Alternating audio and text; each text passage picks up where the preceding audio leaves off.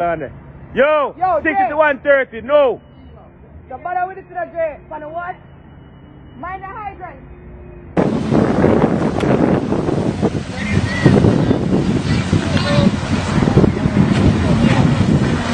Oh!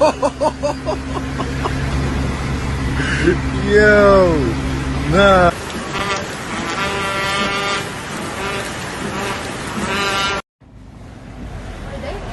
Okay. Oh my god, he's in it. He's in it. He's in it. They need to roll their way.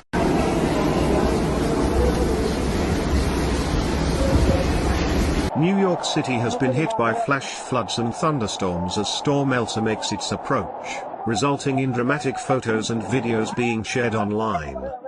Parts of the New York City and New Jersey metro area were hit by significant flash flooding on Thursday, the National Weather Service said in a forecast on early Friday morning. Tropical Storm Elsa, which first made landfall on Wednesday, moved through the mid-Atlantic states on Thursday night.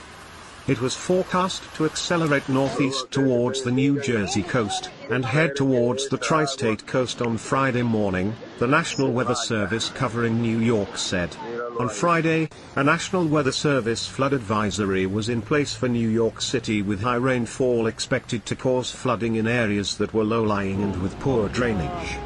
NYC Emergency Management advised people not to drive cars on waterlogged roads, and to instead move to higher ground.